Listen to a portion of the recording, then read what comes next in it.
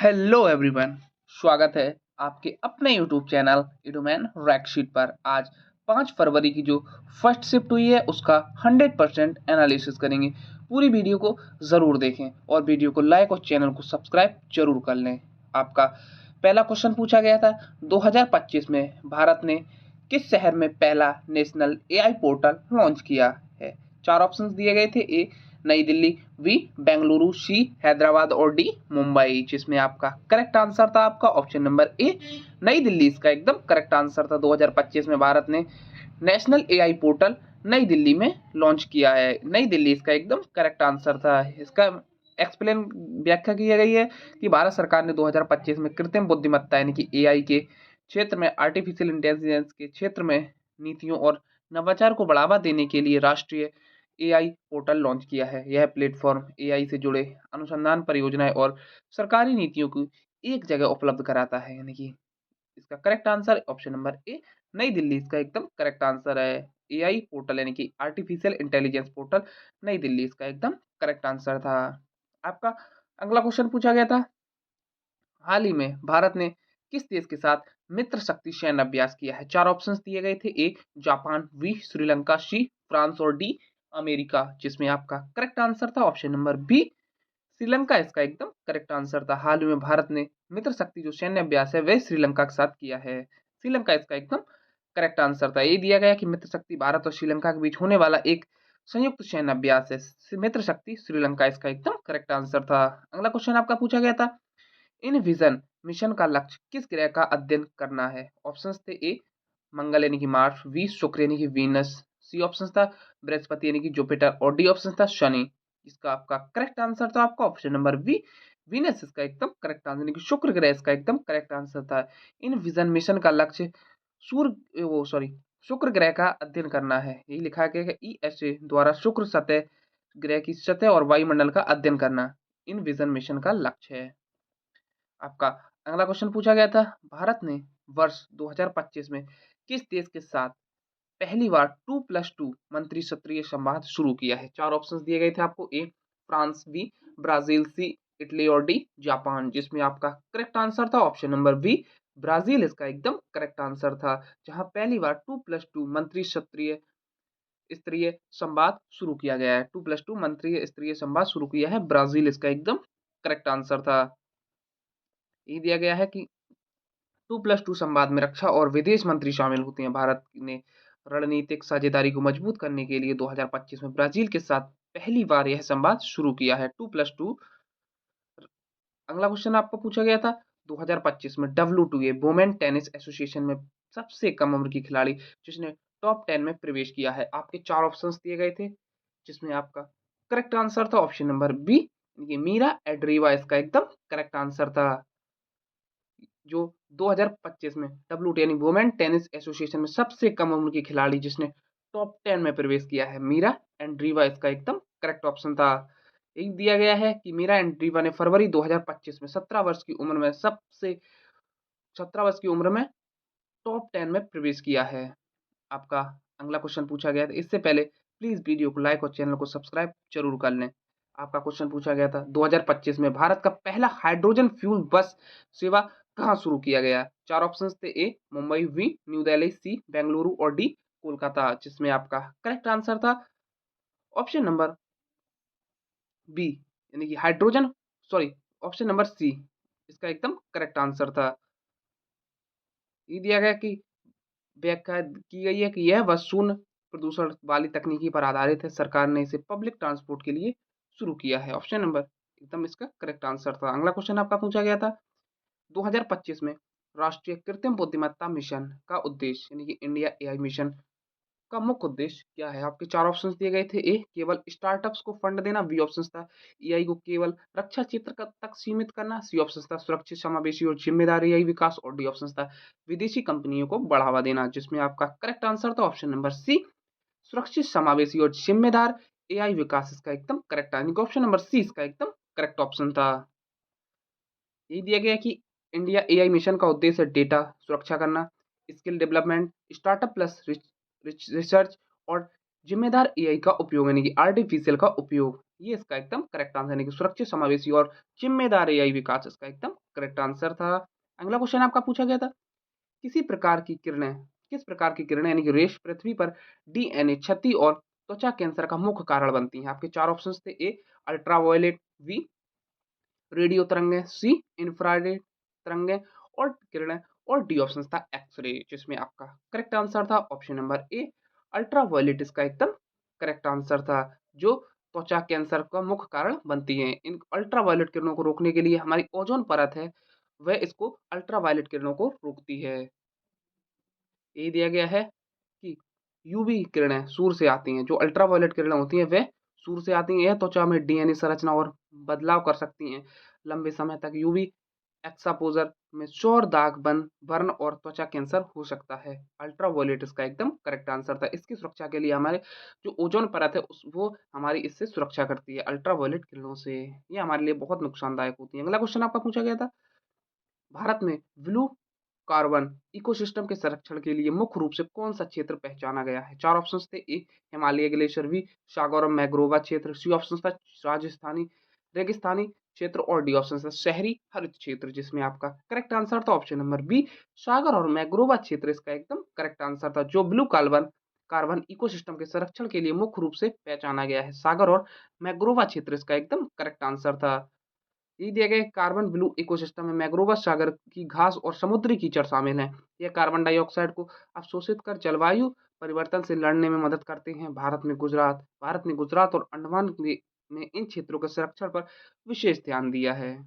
आपका अगला क्वेश्चन पूछा गया था, 2025 में विश्व पर्यावरण दिवस की थीम क्या थी। आपके चार ऑप्शंस दिए गए थे, ए जलवायु परिवर्तन, बी प्लास्टिक प्रदूषण पर रोक, सी ऑप्शन था जल संरक्षण और डी ऑप्शन था वन संरक्षण, जिसमें आपका करेक्ट आंसर था ऑप्शन नंबर बी प्लास्टिक प्रदूषण पर रोक। यह जो 2025 विश्व पर्यावरण दिवस की यह थीम थी, प्लास्टिक प्रदूषण पर रोक यह थीम थी। ये दिया गया प्लास्टिक फ्री एनवायरमेंटल के लिए जागरूकता बढ़ाना, यह पर्यावरण संरक्षण की थीम थी। अगला क्वेश्चन आपका पूछा गया था, ब्लू इकोनॉमी भारत जैसे देश के लिए क्यों आवश्यक है। चार ऑप्शंस थे, ए क्योंकि भारत एक स्थल आधारित देश है, बी ऑप्शन था क्योंकि भारत में के पास लंबा समुद्री तट है, सी ऑप्शन था क्योंकि यह केवल पर्यटन तक सीमित हो और डी ऑप्शन था क्योंकि इसका उपयोग आर्थिक महत्व नहीं है, जिसमें आपका करेक्ट आंसर था ऑप्शन नंबर बी क्योंकि भारत के पास लंबा समुद्री तट है, यह इसका एकदम करेक्ट आंसर था। इसलिए ब्लू इको इकोनॉमी भारत जैसे देश के लिए आवश्यक है क्योंकि भारत के पास लंबा समुद्री तट है, इसका एकदम करेक्ट आंसर था। यही दिया गया कि भारत के पास लगभग 7,500 किलोमीटर लंबा समुद्री तट है, ब्लू इकोनॉमी शामिल है। अगला क्वेश्चन आपका पूछा गया था, इससे पहले प्लीज वीडियो को लाइक और चैनल को सब्सक्राइब जरूर कर लें। आपका क्वेश्चन पूछा गया था, आग में प्रकाश की मात्रा को कौन नियंत्रित करता है। आप चार ऑप्शंस दिए गए थे, ए रेटिना, बी कॉर्निया, सी पुतली और डी लेंस, जिसमें आपका करेक्ट आंसर था ऑप्शन नंबर सी पुतली इसका एकदम करेक्ट आंसर तो होता है, जो आंख में प्रकाश की मात्रा को नियंत्रित करती है, पुतली इसका एकदम करेक्ट आंसर था। यही दिया गया कि तेज रोशनी में पुतली छोटी और कम रोशनी से में बड़ी हो जाती है, यानी कि तेज रोशनी में पुतली छोटी और कम रोशनी में पुतली बड़ी हो जाती है। अगला क्वेश्चन आपका पूछा गया था, डिजिटल पब्लिक इंफ्रास्ट्रक्चर यानी कि डीपीआई को भारत का वैश्विक मॉडल क्यों माना जाता है। चार ऑप्शंस थे, ए क्योंकि यह केवल सरकारी वेबसाइटों तक सीमित है, बी ऑप्शन था क्योंकि यह निजी कंपनियों के लिए बनाया गया है, सी ऑप्शन था क्योंकि यह डिजिटल सेवाओं को सुलभ सुरक्षित और सस्ता बनाता है और डी ऑप्शन था क्योंकि यह केवल बैंकिंग तक सीमित है, जिसमें आपका करेक्ट आंसर था ऑप्शन नंबर सी क्योंकि यह डिजिटल सेवाओं को सुलभ और सुरक्षित और सस्ता बनाता है, ऑप्शन नंबर सी इसका एकदम करेक्ट आंसर था। ये इसका एक्सप्लेनेशन दिया गया है कि डिजिटल पब्लिक इंफ्रास्ट्रक्चर में आधार यूपीआई डिजिटल डिजी लॉकर और कोविन जैसी प्रणालियां शामिल हैं। सी ऑप्शन इसका एकदम करेक्ट आंसर था। अगला क्वेश्चन आपका पूछा गया था, पीएच मान 7 से कम होने पर पदार्थ कैसा होता है। चार ऑप्शंस थे, ए क्षारीय होता है, बी उदासीन होता है, सी अम्लीय होता है और डी धात्विक होता है, जिसमें आपका करेक्ट आंसर था ऑप्शन नंबर सी अम्लीय होता है, इसका एकदम करेक्ट आंसर था। पीएच मान 7 से कम होने पर पदार्थ अम्लीय हो जाता है और 7 से अधिक होने पर पदार्थ क्षारीय हो जाता है और 7 होने पर पदार्थ उदासीन हो जाता है। यही बताया गया है कि पीएच 7 बराबर होता है उदासीन होता है, इससे कम अम्लीय होता है और 7 से अधिक होता है वह क्षारीय होता है। अगला क्वेश्चन आपका पूछा गया था, वन नेशन वन इलेक्शन किससे संबंधित है। आपके चार ऑप्शंस दिए गए थे, ए शिक्षा नीति, बी चुनाव सुधार, सी कर प्रणाली और डी न्याय प्रणाली, जिसमें आपका करेक्ट आंसर था ऑप्शन नंबर बी चुनाव सुधार इसका एकदम करेक्ट आंसर था। वन नेशन वन इलेक्शन चुनाव सुधार से संबंधित है। यही दिया गया है कि इसका उद्देश्य लोकसभा और विधानसभा चुनाव एक साथ कराना है। अगला क्वेश्चन आपका पूछा गया था, भारत का सबसे बड़ा डिजिटल भुगतान प्लेटफॉर्म कौन सा है? आपके चार ऑप्शंस थे, A NEFT, B RTGS, C option था यूपीआई और डी ऑप्शन था आईएमपीएस, जिसमें आपका करेक्ट आंसर था ऑप्शन नंबर सी यूपीआई इसका एकदम करेक्ट आंसर था। भारत का सबसे बड़ा डिजिटल भुगतान प्लेटफॉर्म है यूपीआई। यही बताया गया कि यूपीआई भारत ही नहीं दुनिया का सबसे बड़ा रियल टाइम डिजिटल भुगतान सिस्टम बन चुका है यूपीआई। अगला क्वेश्चन आपका पूछा गया था, इससे पहले प्लीज वीडियो को लाइक और चैनल को सब्सक्राइब जरूर कर ले। क्वेश्चन पूछा गया था, यदि भारतीय एथलीट ने पेरिस 2024 में पैरालंपिक में तीरंदाजी में भारत का पहला स्वर्ण पदक जीता? चार ऑप्शंस थे, A Sheetal Devi, B Rakesh Kumar, C Harvinder Singh और डी कपिल परमार, जिसमें आपका करेक्ट आंसर था option number C Harvinder Singh इसका एकदम करेक्ट आंसर था। जिन्होंने भारतीय एथलीट पेरिस 2024 पैरा ओलंपिक में भारत के लिए स्वर्ण पदक जीता था, हरविंदर सिंह इसका एकदम करेक्ट आंसर था। यही दिया गया कि हरविंदर सिंह ने पुरुष तीरंदाज में स्वर्ण पदक जीता है। अगला क्वेश्चन आपका पूछा गया था, हाल ही में विकसित भारत एट द 2047 का लक्ष्य किससे जुड़ा है? चार ऑप्शन थे, ए खेल, बी अंतरिक्ष, सी आर्थिक व सामाजिक विकास और डी जनगणना, जिसमें आपका करेक्ट आंसर था ऑप्शन नंबर सी आर्थिक व सामाजिक विकास इसका एकदम करेक्ट आंसर था। जो विकसित भारत का लक्ष्य 2047 तक आर्थिक व सामाजिक विकास इसका एकदम करेक्ट आंसर था। यही दिया गया है कि 2047 तक भारत को विकसित राष्ट्र बनने का विजन है 2047 तक। अगला क्वेश्चन आपका पूछा गया था, हाल ही में किस राज्य ने मुख्यमंत्री मंगला पशु बीमा योजना शुरू की है? चार ऑप्शंस दिए गए थे, ए राजस्थान, बी मध्य प्रदेश, सी हरियाणा और डी गुजरात, जिसमें आपका करेक्ट आंसर था option number B Madhya Pradesh इसका एकदम करेक्ट आंसर था। जहां मुख्यमंत्री मंगला पशु बीमा योजना शुरू की गई है, मध्य प्रदेश इसका एकदम करेक्ट आंसर था। यही दिया गया है कि यह योजना किसानों के पशुओं को बीमा सुरक्षा प्रदान करने के लिए शुरू की गई है मध्य प्रदेश में। अगला क्वेश्चन आपका पूछा गया था, मैग्रोव सेल जैसी पहले जलवायु परिवर्तन के संदर्भ में क्यों महत्वपूर्ण है? चार ऑप्शंस दिए गए थे, ए केवल लकड़ी उत्पादन के लिए, बी ऑप्शन था यह शहरीकरण को बढ़ावा देने के लिए, सी ऑप्शन था यह तटीय क्षेत्रों को प्राकृतिक आपदाओं से बचाती है और डी ऑप्शन था इसका पर्यावरण से कोई संबंध नहीं है, जिसमें आपका करेक्ट आंसर था ऑप्शन नंबर सी यह तटीय क्षेत्रों को प्राकृतिक आपदाओं से बचाती है। यह इसका एकदम correct answer, option number C इसका एकदम करेक्ट आंसर था। यही दिया गया है कि जो मैक्रोबा जंगल है वह चक्रवात और सुनामी को तीव्रता को कम करते हैं, तटीय कटाव रोकते हैं, कार्बन को अवशोषित करते हैं। मैग्रोव सेल जैसी पहल का उद्देश्य है कि मैग्रोव संरक्षण, जलवायु परिवर्तन के प्रभाव को कम करना, तटीय जैव विविधता की रक्षा, इसलिए यह पर्यावरणीय सुरक्षा की दृष्टि से अत्यंत महत्वपूर्ण है। ऑप्शन नंबर सी इसका एकदम करेक्ट आंसर था, यह तटीय क्षेत्रों को प्राकृतिक आपदाओं से बचाती है।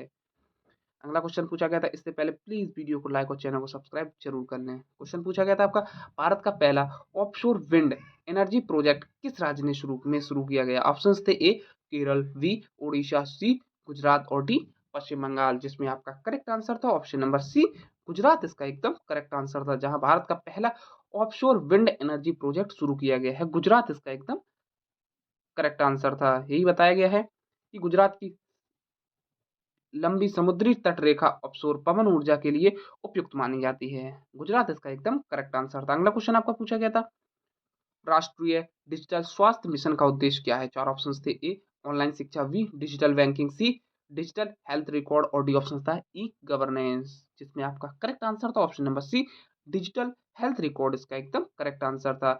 जो राष्ट्रीय डिजिटल स्वास्थ्य मिशन का उद्देश्य है डिजिटल हेल्थ रिकॉर्ड इसका एकदम करेक्ट आंसर था। यही बताया गया कि इस मिशन के तहत प्रत्येक नागरिक की डिजिटल हेल्थ यानी कि आईडी बनाई जाती है, इससे इलाज आसान हो सके। अगला क्वेश्चन पूछा गया था आपका, 2025 में भारत ने किस देश के साथ ग्रीन एनर्जी कॉरिडोर समझौता किया है? आपके चार ऑप्शन थे, A Japan, B France, C UAE और डी जर्मनी, जिसमें आपका करेक्ट आंसर था ऑप्शन नंबर डी जर्मनी इसका एकदम करेक्ट आंसर था। भारत ने ग्रीन एनर्जी कॉरिडोर जर्मनी के साथ ये समझौता किया है। यही बताया गया कि जर्मनी स्वच्छ ऊर्जा में भारत का प्रमुख भागीदार है। अगला क्वेश्चन पूछा गया था जो रीजनिंग का क्वेश्चन था। इससे पहले प्लीज वीडियो को लाइक और चैनल को सब्सक्राइब जरूर कर लें। क्वेश्चन पूछा गया था, 2 के बाद 6 आता है, 2 के बाद जिस प्रकार 6 आता है, 6 के बाद जिस प्रकार 12 आता है, 12 के बाद जिस प्रकार 20 आता है और 20 के बाद जिस प्रकार 30 आता है। अब आपको बताना था कि 30 के बाद क्या आएगा क्वेश्चन मार्क के स्थान पर। आपके ऑप्शंस थे ए 40 बी, 42 सी, 44 और डी 48, जिसमें आपका करेक्ट आंसर था ऑप्शन नंबर बी 42 इसका एकदम करेक्ट आंसर था, यानी कि 30 के बाद 42 आएगा, 42 इसका एकदम करेक्ट आंसर था। ये इसका एक्सप्लेनेशन दिया गया है कि 2 यानी कि 1 इंटू 2 यानी कि इसका एक्सप्रेशन दिया है, ये आप देख सकते हैं। इसमें इसका 6 इंटू 7 आएगा, 42 इसका एकदम करेक्ट आंसर होगा। आपका अगला क्वेश्चन पूछा गया था, राम 10 मीटर उत्तर की ओर यानी कि 10 मीटर उत्तर की ओर चलता है, फिर दाएं मुड़ जाता है, 5 मीटर चलता है, बाद में दाएं मुड़कर 10 मीटर चलता है। अब राम अपनी प्रारंभिक बिंदु से किस दिशा में है? आपके 4 ऑप्शंस दिए गए थे, ए उत्तर, बी दक्षिण, सी पूरब और डी पश्चिम, जिसमें आपका करेक्ट आंसर था ऑप्शन नंबर सी पूरब इसका एकदम करेक्ट आंसर था। यही दिया गया है कि 10 मीटर उत्तर की ओर चलता है, फिर दाएं मुड़ता है, 5 मीटर चलता है, फिर दक्षिण की ओर 10 मीटर चलता है। उत्तर और दक्षिण दूरी कट जाती है, अब केवल 5 मीटर यानी कि पूरब में बची है। पूरब इसका एकदम करेक्ट आंसर था। अगला क्वेश्चन पूछा गया था आपका, ए सी एफ जे ओ यानी कि ए के बाद सी आता है, सी के बाद एफ आता है, एफ के बाद जे आता है, जे के बाद ओ जिस प्रकार आता है। अब बताना है ओ के बाद कौन सा अक्षर आएगा। आपके ऑप्शंस थे A S B T, C option था यू और डी ऑप्शन था वी, जिसमें आपका करेक्ट आंसर था ऑप्शन नंबर बी टी इसका एकदम करेक्ट आंसर था। ये इसका एक्सप्लेनेशन दिया गया है, इसको आप देख सकते हैं कि ये आपका एक्सप्लेनेशन है, इसको आप देख सकते हैं। अगला क्वेश्चन आपका पूछा गया था, 2025 में किस भारतीय शहर को ग्लोबल स्मार्ट सिटी अवार्ड से सम्मानित किया गया है? 4 ऑप्शंस दिए गए थे, ए इंदौर, बी सूरत, सी पुणे और डी अहमदाबाद, जिसमें आपका करेक्ट आंसर था ऑप्शन नंबर बी सूरत इसका एकदम करेक्ट आंसर था, जो 2025 में ग्लोबल स्मार्ट सिटी अवार्ड से सम्मानित किया गया है। सूरत इसका एकदम करेक्ट आंसर था। यही बताया गया है कि सूरत को स्मार्ट ट्रैफिक, डिजिटल गवर्नेंस और सरकारी योजना के उत्कृष्ट प्रदर्शन के लिए अंतर्राष्ट्रीय सम्मान मिला है। लगभग सारे क्वेश्चन कंप्लीट हो चुके हैं जो हमें मिल सके हैं। इसका हमने 100% एनालिसिस किया है, जो क्वेश्चन हमें मिले हैं उसका 100% एनालिसिस किया है।